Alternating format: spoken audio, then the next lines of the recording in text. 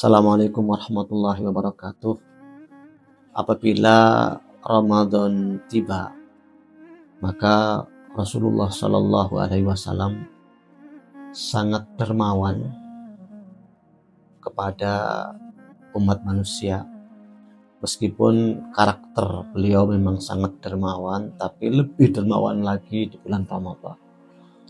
Karena pada bulan Ramadan Jibril datang dan menemani Rasulullah Shallallahu Alaihi Wasallam untuk tadarus Al-Quran.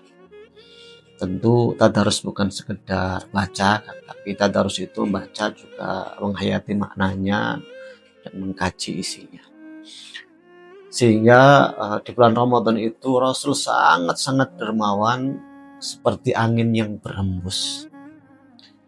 Nah, pertanyaannya, mengapa Ramadan menjadikan manusia itu lebih dermawan? Karena bulan Ramadan mengajak manusia agar enggak terikat dengan dunia, terlepas dari jebakan-jebakan dan belitan-belitan dunia. Karena itulah maka di bulan Ramadan kita yang biasanya makan, minum, bersenang-senangan dengan pasangan di siang hari, di bulan Ramadan tahan. Meskipun makanannya halal, jangan dimakan. Meskipun minumannya halal, berasal dari usaha yang halal, jangan diminum. Meskipun pasangannya halal, jangan dinikmati di siang hari. Bersabarlah dari mulai terbit fajar sampai tenggelam matahari.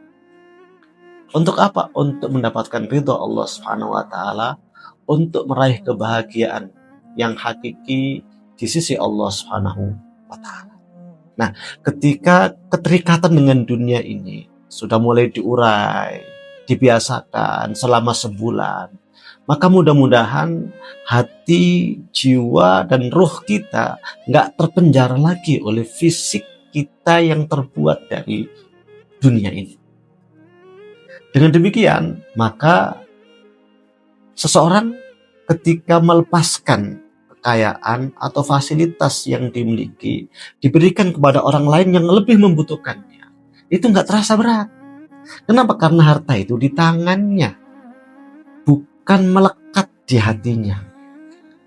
Beda, kalau harta itu melekat di hatinya, meskipun tangannya memberi begitu, tapi terasa berat.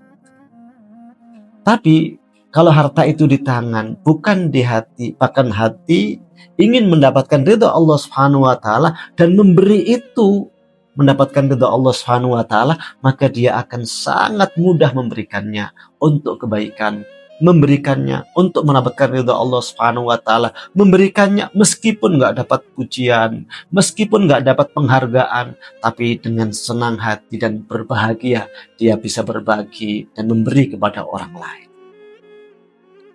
Tapi ketika harta itu sudah melekat dalam hati, bahkan memenjarakan ruhnya, maka sangat berat orang untuk mengeluarkannya. Dan Allah Subhanahu wa taala mengingatkan, dalam puncak pengorbanan bukan hanya mengorbankan harta, termasuk juga mengorbankan jiwa, yaitu berjuang di jalan Allah Subhanahu wa taala. Allah mengingatkan, ya ayyuhalladzina amanu malakum idza qila lakum munfiru fi sabilillahi tsaqaltum ilal ardh.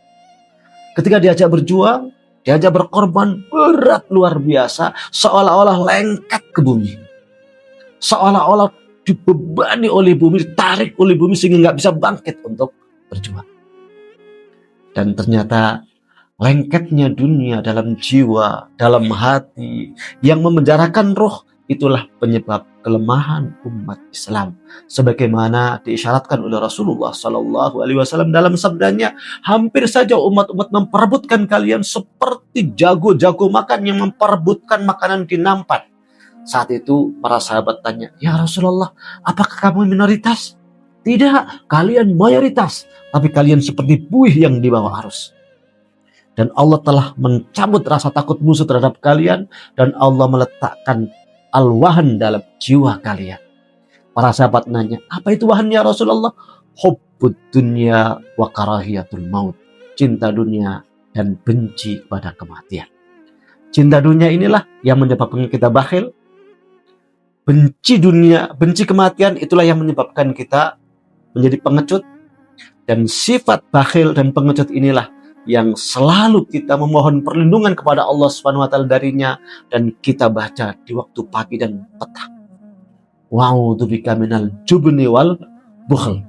Ya Allah, aku berlindung darimu ya Allah dari pengecut dan kebakhilan.